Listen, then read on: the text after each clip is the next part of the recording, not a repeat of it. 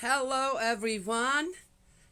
It's been again a few days. Well, we were gone for a couple to the farm, and then after my cough got better, the COVID thing kind of is gone.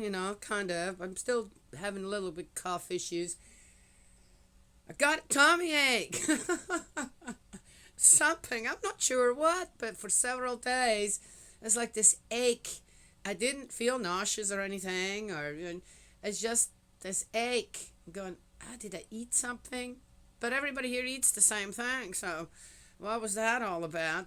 Anyway, so that took a few days and it felt a little icky, but that's good now. I'm good. I'm good again now. I'm on the mend. Now it's just to get my immune system back up again, which I got plenty of stuff for, and get regain my strength. Because anything I do, I'm like huffing and puffing now, right? Yes, my body worked so hard to get rid of all them bacterias and viruses my body doesn't really like. All right, so there's that. This morning, it was like this explosion of just God in our lives, right? Yes, I saw several posts. Nothing I looked up, they were just there, yes.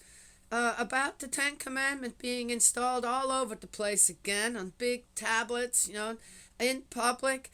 One was in a library somewhere, and then another one was here in going back to the capital in Kentucky, where the stone tablets had been put away for 40 years. Can you guys believe that? And now they're back out again. Whew. There is something going on all around. Then I saw, I love watching America Got Talent and the British Got Talent and all that jazz. It's just, I like to watch it. It's just fun. I like seeing just people and common life, right? Come out and wow, listen to them, or the funny things that they do, or the magic they do, or the dancing they do. Yes, amazing how talented people are out there, right? Yes, and we get to see that due to a show like this. Well, anyway, and there was this one guy, as far as I know, his voice is amazing, and I'm not sure how far he got. I've seen him a couple of times now, and he sings these worship songs that I'm going, yeah, that's what I want to see. This is exactly, and the people are just, oh my gosh, he doesn't even start first. He prays before he sings, and the people just go nuts. It's like, yeah, God is alive within all of us. Going to the farm. I kind of expected some pretty bad conditions there. I'm not there. It's a big, big, big log house, plus the barn with the animals. Yes, the garden. It's big. It's a lot of work. I don't think unless you live in a place like that, you just don't know. People don't know how much work it actually is. And if it does not, you know, I've had a very set schedule on everything. One thing that thankfully I found out because one of our horses started having problems that they hadn't wormed them in over 2 years, and they get wormed twice a year. I thought they were on track with it because I kept mentioning it. Oh yeah, we took care of that. Turns out they didn't. Anyway, so I have to be grateful for the people that are there. So I can't just, right? Yeah. So losers can't be choosers. Okay, I'm not a loser, but I'm not there right now because I'm taking care of all of my grandchildren here, helping out my children. Anyway, so I was expecting, yeah. So I have a very set schedule on how I do things, when I do things, and the inside we have round logs. They have to be washed down twice a year. Yes, it's a lot of work, but it has to be done, or you'll suddenly end up as a dust bunny yourself. Yes, other things. Well, we live up in the mountains. Huh? Mice. Got to watch the mice. We have a cat, but for some reason they catch everything outside, but they're not catching anything in the house, right? Yes. Well, there's only one left, and he's an oldie, so traps. As soon as I would see, what is that? I would set out the traps, and it never got out of hand. It's out of hand there. I had to, well, before we could use any utensils, I had to wash, any towel, I had to wash everything, and and sanitize everything. I mean, it was so that we could actually use the utensils there. Yeah. At the in the stove in the bottom where I had all my cookie trays, that all had to be thrown out. It was that bad. Anyway, so it's hard for people to do this all by themselves. There were not there were three people living there. There's only one person there, or two people, but one of them doesn't do anything. But he's a teenager. He's finishing up school, just waiting until he's done with that, and then he's gonna have to look for another place to live. Yes, I find it incredibly disrespectful when you open the door to your home to someone who needs a home, and then they make a trash can out of it. Yes, that's not quite right, is it? But he's doing well in school. I'm not going to just eliminate someone out of our home that is that young, but once he's done with school, then it's time for him to move on. Yes? Yeah. Okay. So, that we can do. But, yeah, and the communication there is not very good. It is what it is, right? But it'll be peacefully and hopefully amiably resolved. So the mice problem, yeah. So that was very out of hand. There was a lot of, it wasn't dirty on the surface, but you could tell, hey, yeah, that house needs a lot of cleaning. I had to clean my whole room. Again, it wasn't dirty, but there was so much dust. I'm not going to sleep in a bed that has a quarter-inch of dust on it, right? Yes? So I had to do that.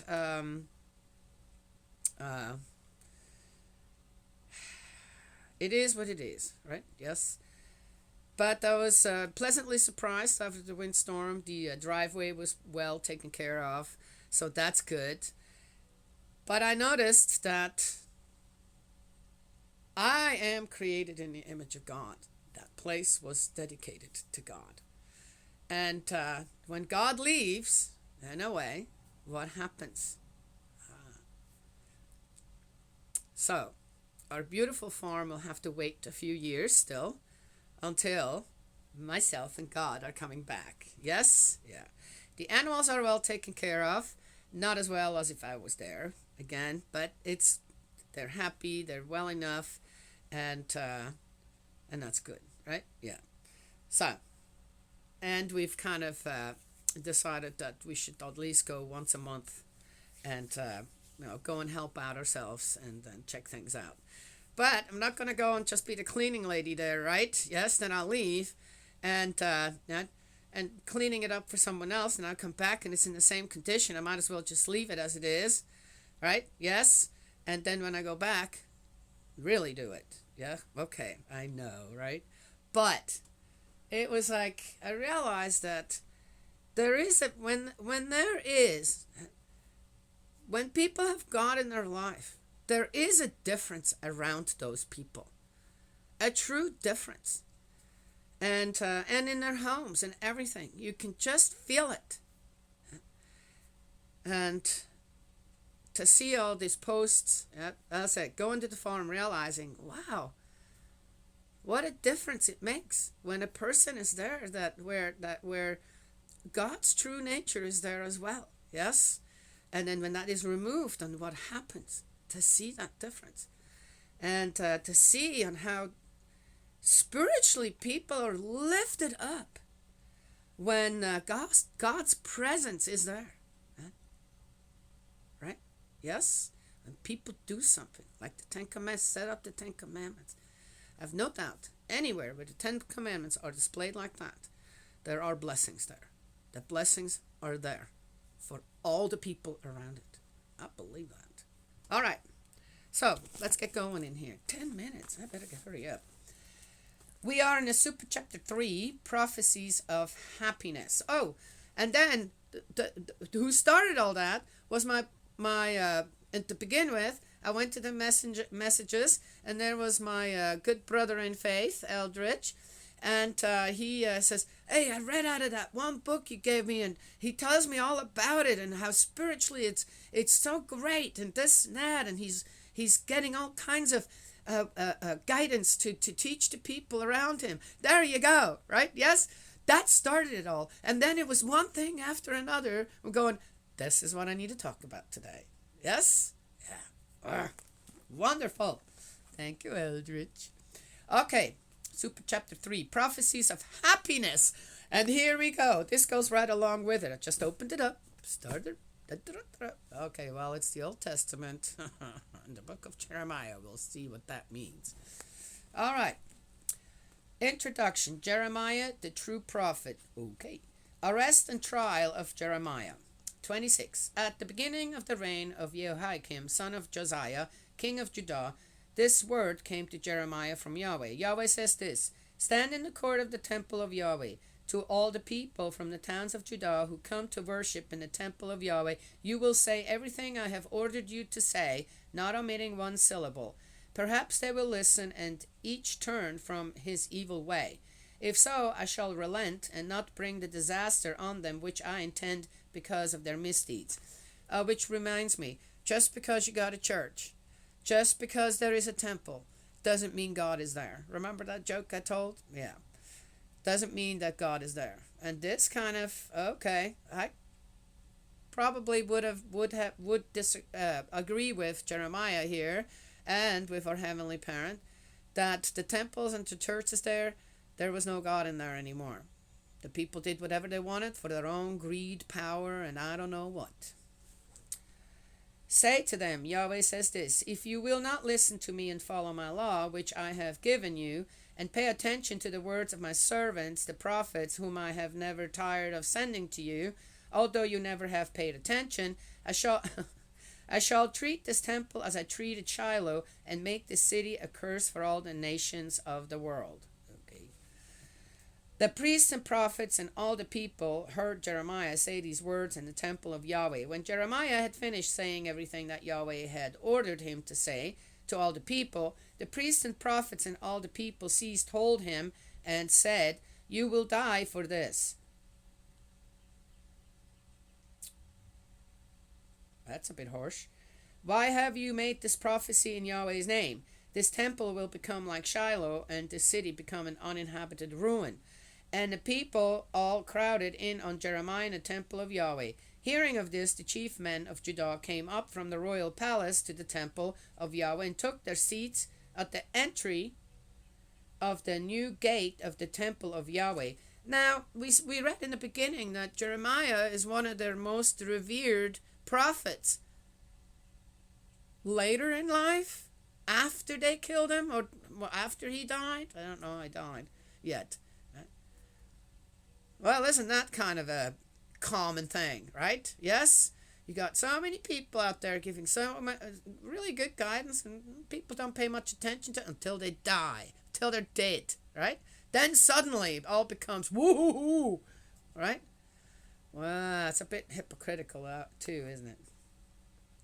The priests and prophets then said to the chief men and all the people, This man deserves to die, since he has prophesied against the city, as you have heard with your own ears. Well, what's prophesying mean? Right? If he's prophesying, then isn't that something they should be listening to? Well, why don't they say, since he has gossiped or slandered, right? But they didn't use that. They said prophesied. That's an odd one. Why is it like this in here? Jeremiah, however, replied to all the chief men and all the people as follows: Yahweh himself sent me to prophesy against this temple and this city all the things you have heard. So now amend your behavior and actions, listen to the voice of Yahweh your God, and Yahweh will relent about the disaster that he has decreed for you. For myself I am, as you see, in your hands. Do whatever you please or think right with me. Be sure. Oh, but we also know that in earlier text here in Jeremiah, he uh, he cursed the people for right doing with him whatever they wanted. Here now he says, I don't care. Well, he did care, right? Yeah, yeah. As I say, it is one of those things. But be sure of this, that if you put me to death, you will be bringing innocent blood on yourselves, on this city and on its inhabitants, since Yahweh has truly sent me to you to say all this for you to hear. The chief men and all the people then said to the priests and prophets, this man does not deserve to die. He has spoken to us in the name of Yahweh our God. The chief men and all the people then said to the priests and other prophets there, whoa, that is interesting. So who had to tell whom? This guy doesn't deserve to die. We believe he did come and tell us all that. Oh, who lives in the temples? The priests and the prophets, right? Oh, I see. So who would not like that message? Oh, I see. Mm-hmm.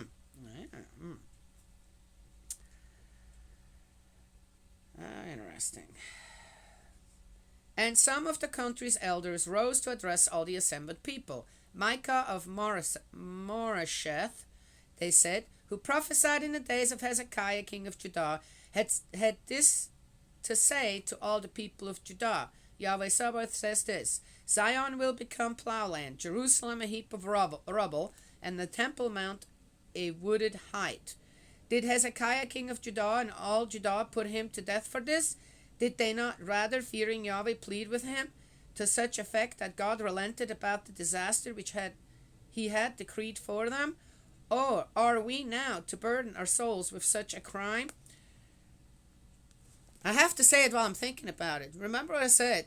The farm, on the shape that it was in when I was there, and in the shape that it is now. The love has left the farm.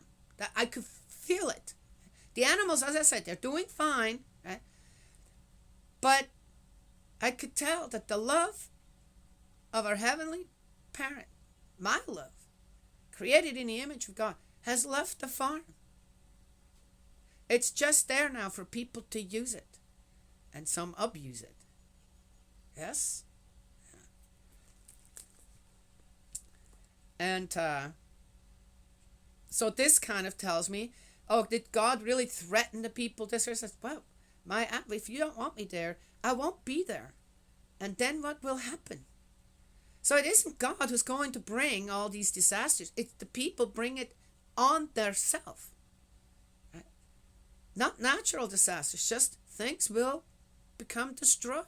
Because people will destroy it. When the guidance of God is gone, destruction starts to happen through the people.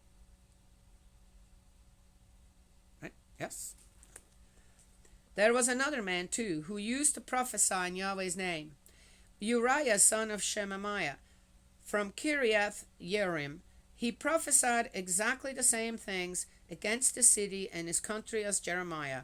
When King Jehoiakim with all his officers and all the chief men heard what he said, the king was determined to put him to death. On hearing this, Uriah took fright and fleeing escaped into Egypt. King Jehoiakim, however, sent... Oh, my nose is going again. Sent Elnathan, son of Achbar, to Egypt with others, who brought Uriah back from Egypt and took him to King Jehoiakim, who had him put to the sword and his body thrown into the common burial ground. But Jeremiah had a protector in Ahikam, son of Shaphan, so he was not handed over to the people to be put to death. All right. Interesting. Yeah. Reminds me of Charlie Kirk as well. Very sad story there. And on how, what did he ever say wrong, right? Yes? He's kind of, I would say that Charlie Kirk is a prophet, was a prophet of our time. And what did he ever say wrong? I've never heard him say a thing yet I disagreed with. Okay? He took a very strong stance, but I felt always that he took a very strong stance with the love of God within him as well. Then why? Right? And some people didn't like it. The people that he surrounded himself with were godless. Where he went and tried to teach godless people. And he didn't have protection for some reason. And there was enough unhappy people that he was willing to surround himself with, who then found that loophole and killed him. Yeah. Anyway, so there it is. Oh, I better keep this out because I have to. So, all right, that's it. That's all I have to share this morning. Yes. So, let people see that you have God in your life. Yes? Let the people see. Is it on your Facebook page, this and that God is in your life? Yes? Yeah. My overhead there is if people were to go check out my Facebook page and want to become friends and go into the info part, right? It says, I know I love God and God loves me. All you need to know.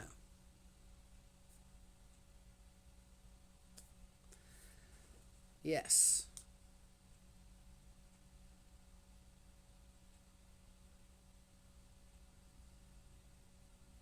Very important, right? I've got the Lord's Prayer on the plate right up there. Got all kinds of other things the children have made that are faith related that I have here in my room as well. Yes. Yeah. So surround yourself with your faith. Surround yourself with your faith.